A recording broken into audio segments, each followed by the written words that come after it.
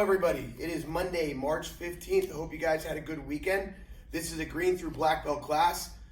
Before we get started today, guys, as always, you got to do your warm-ups. So go to your app, click on curriculum, click on Lima Online, and go through your warm-ups there. If you want to do some additional warm-ups, like our grappling warm-ups that we've done in the past, I encourage you guys to practice shrimping and so forth. We're on a very tight time crunch here today to get our Lima Online videos done before Sent by Bailey's next Zoom. And before I get back here to teach regular class, so I'm not going to run you through all those warm-ups. You guys have done them a bunch. Do your shrimping, do your partner shrimping, do your four corner drill, do your gorilla walks, do your monkey bear crawls, and so forth, okay? And then come back here in about 10 to 15 minutes, and we'll show you what we're doing next. All right, welcome back, guys. So as we move into submissions for this week, we're working on a number of different submissions. Now, I put all the green through black in one video here so that you guys can review the lower belt stuff. Now, I know some of you guys have grappling dummies at home. That's great. Or you've made your own grappling dummies. That's great. Or you have a person that you can practice with. That's even better. Want you to have them put a gi top on or a heavy coat or something like that for today's work, because we're going to be utilizing the gi in our chokes. So Sent by Bailey and I are going to grab our partners real quick for you guys. Okay, so today, green and blue belts, we are going to be working on a cross choke, Now, when we do the cross choke, what we are actually doing, guys, is we are cutting the blood flow off in the carotid arteries right here. So this is a blood choke, cutting blood flow off to the brain. So when we do this choke, and we can do this choke from both the mount and from the guard, and we're going to show you both, okay? The mount and the guard. I'm going to show you both. So what we're going to do here, first we need a little play inside the gi around the neck, all right? Now this works in street self-defense. Now your opponent in the street is not going to be wearing a gi, but they might be wearing a jacket or a zip-up hoodie or something like that that you can grab onto the collars here. So my fingers go in and my thumb is out. Don't worry, we'll turn this so you can see in a minute. Excuse me, fingers go in, thumb is out on the other side. Now from here, I'm gonna rotate my wrist so my thumbs are away. Now, all we're gonna do here at this point is I'm not pulling. I'm just gonna lean forward. And the blades of my arms are gonna cut down onto the carotid arteries here. So if you can see here for a second, imagine my opponent's neck is right here in between that gap. As I rotate the wrist, my thumbs are away. I lean forward. What happens to that gap? It disappears. It disappears. So I'm cutting down on the blood flow right there on the carotid arteries. So again,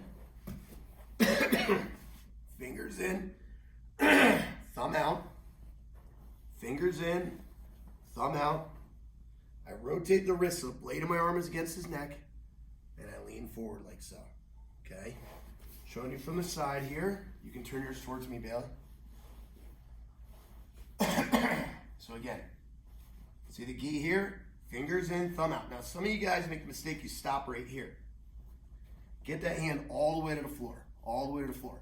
Not here, all the way to the floor. Bring the hand into the other side. Rotate the wrists. Okay, try to turn your thumbs out, Sent by Bailey.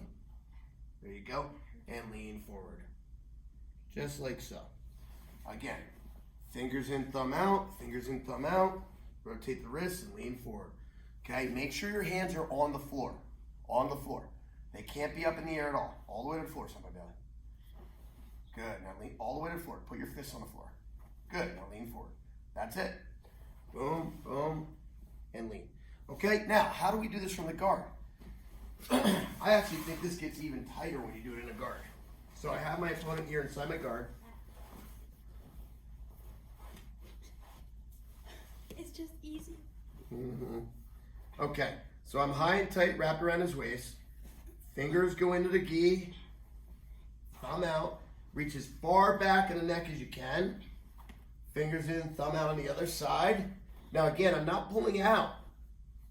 I'm just going to bring my elbows to my chest, and that's going to close the gap. So watch.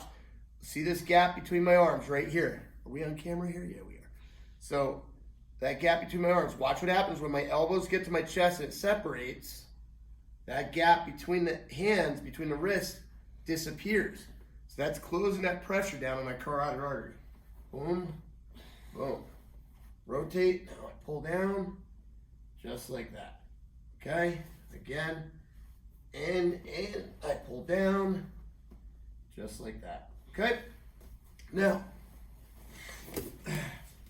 purple, red, okay, and brown. Purple, red, and brown.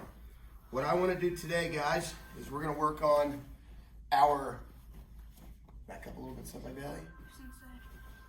Our our forearm noose choke. Again, we can do the forearm noose choke from both the mount and the guard. So I'm going to bring one hand in like I'm doing that cross choke. I'm going to rotate the wrist. I'm going to push that forearm against that carotid artery, but I'm not using the other hand yet.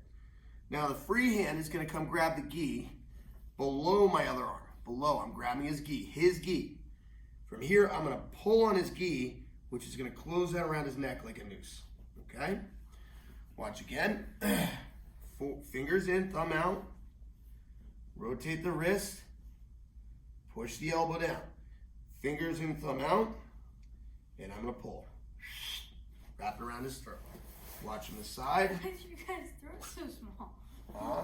He said his throat's so small. I've choked it. Bailey, turn the other way, please. Oh. And you're going to do it with the other arm. Okay.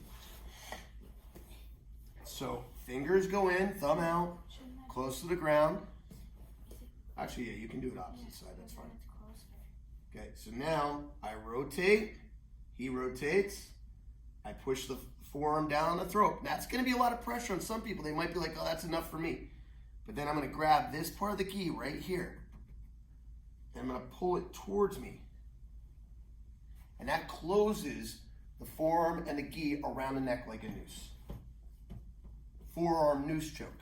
How do we do this from here? From the guard. Okay, same idea. Fingers in, thumb out. Turn the hand. Boom. Grab the gi right here. I'm going to pull it towards me like so. Boom. Watch again. Fingers in, thumb out. Rotate the hand. Grab the gi. Pull it towards me like so.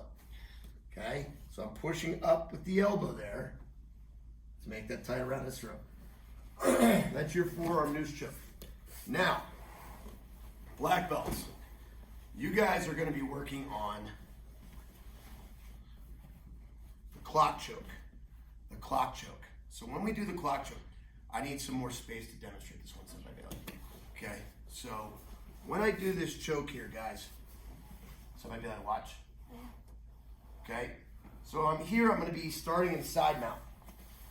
What I'm going to do here is I'm going to reach, and I want my thumb to get into the gi right behind the head. Thumb. My thumb goes into the gi right behind the head. Okay? From here, I'm going to start to do my clock drill. I'm going to work all the way to the side mount on the other side. Now what I'm going to do, as I start to rotate, I'm going to bring my right hand down to his hip. Keeping my chest on his chest and keeping my arm on this side of his head, I'm going to rotate around it, like so. And so. Now right here, this guy's not tapping out yet, but you can see how much I'm torquing his head already. This is incredibly tight on that carotid artery. It is brutal. If you can actually get to this spot, it's amazing. As you come around, there is so much torque from your forearm across that carotid artery there, their head feels like it's going to pop, okay? So watch when I show you from the other side. My thumb goes in. Now, some of you guys make the mistake of letting their head slip through here as you come around the other side. That won't work. I need to leave my arm on this side even as I make my transition. Now I'm going to block his hip, work my way around, right there. There's my choke. Right across his throat here. Okay? I'm going to turn this to the side so you can see. Now I'm going to be starting with my backside facing you, but you'll see how I leave my arm on this side of the head. Thumb is in the gi here. I block his hip. The reason I'm blocking his hip is when I create space, he might try to recover guard like so. So I leave this thumb here. Block the hip. Come around. Come around. Come around. Now I'm on the other side. From here, I'm driving down on the throat, like so. Okay? So I'm right here. You see how my arm is still on that side of the head. Watch again. Now I try to do it without taking my weight off his chest at all. Thumbs in. Plant the hand on the hip. Work my way around. Work my way around. Work my way around. Boom.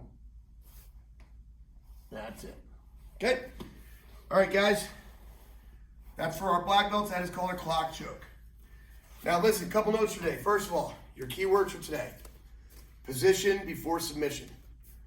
It's great to learn all these submission techniques, but if you don't make sure you're in a good position before you do them, you're very vulnerable. So you got to be in position before we learn to submit or do submission. Now, for the classes this week, two side notes. Classes this week, I need everybody to be wearing a t-shirt, preferably a leading edge t-shirt, tucked into your gi pants with a belt. Then have your gi top available so we can throw it around our grappling dummies. So you need to be wearing a t-shirt. If you don't have a leading edge t-shirt, well, it's time to buy one. We have them in stock. If you don't have one and you don't want to buy one, shame on you. But if you don't want to buy one, then wear a plain black or whatever, plain t-shirt so that we can take your gi top off and wrap it around your grappling dummy.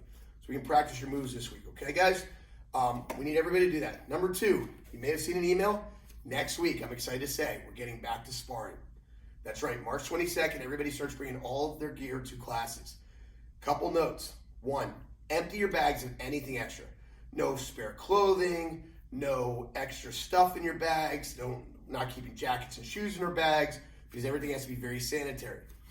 Spray down, disinfect all your gear before you bring it the first time to class. Make sure your full name is on all of your gear. All of your gear, okay? Bring it all to class with you. Then, when we train, you will be responsible to clean all of your gear at home after every class. Furthermore, I sent an email with a link on how to put on and take off your gear. It is your responsibility to know how to put on and take off that gear on your own. So that one, it takes us less time to do it, and two, we don't have to have the instructors doing it for you, okay? We don't want to be touching all the students. We don't want to have to, that's hygiene issues. We want you guys to be able to do this on your own. And again, I stress that your gear must be sprayed down and disinfected after every single class.